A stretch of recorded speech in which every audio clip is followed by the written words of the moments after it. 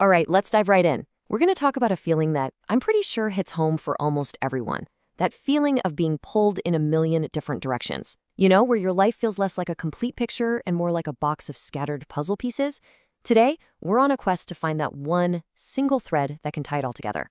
Let's get started. I mean, really, take a second to think about that. Does the you at work even recognize the you at home with your family? Does the part of you stressing about your health connect at all with the part of you that has these huge, ambitious dreams? It feels like we're constantly just switching masks, right? Trying to keep all these different plates spinning, but never, ever feeling like one whole integrated person. And these are the big ones, aren't they? Your career, your family life, your health, your dreams, all those responsibilities. You're a boss, a parent, a friend, maybe an artist, a caregiver. It's exhausting. It's exactly like owning a box full of these incredibly precious, beautiful jewels, but you don't have a thread to string them into a necklace. Each part is valuable on its own, for sure, but they're not working together. They're just separate, disconnected.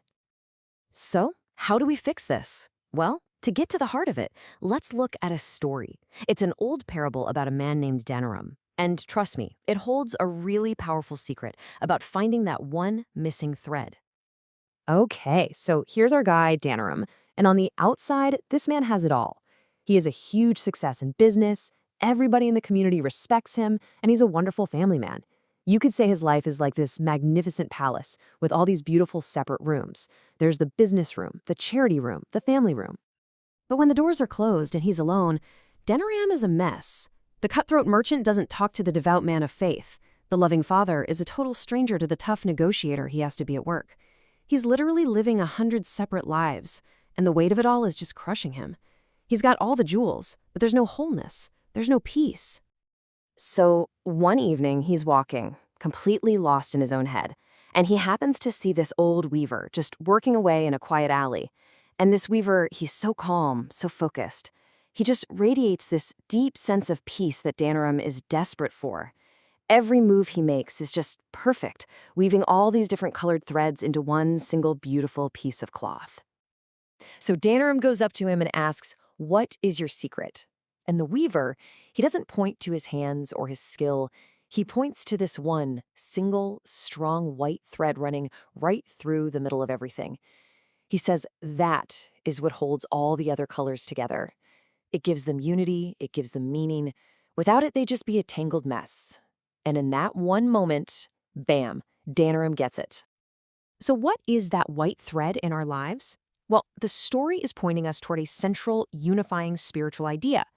And in the tradition the story comes from, that single, all-encompassing reality has a name, Allah. Now, this is so important to understand. This name, Allah, it isn't just one name on a long list of others. See, other divine names point to one specific quality, like the merciful, or the wise, or the powerful. But Allah is totally different. Think of it as the comprehensive name, the master key that refers to the total unified existence that holds all of those attributes inside of it. And here's a fantastic way to think about it, the metaphor of white light. White light isn't just another color like red or blue, right? No, it's the source of all the colors combined. It's what you get when you bring them all together. In that exact same way, Allah isn't just one attribute. It's the name for the one single reality from which all those qualities of perfection, mercy, justice, beauty, power, they all flow from that one source as a unified whole. It's the ultimate center point. Now, this idea actually builds into something even more incredible thanks to the great mystic and philosopher Ibn Arabi. He makes this really subtle but absolutely crucial point about how we relate to this ultimate reality. He starts with a really simple question, something that seems obvious. Think about it. Can a single tiny drop of water actually become the entire vast ocean? And the answer is, well, no, of course not. A drop can't contain the whole ocean. But, and this is the game changer, it can perfectly reflect it. A single, pure drop of water can hold the reflection of the entire sky, the sun and the moon. It can mirror the whole thing.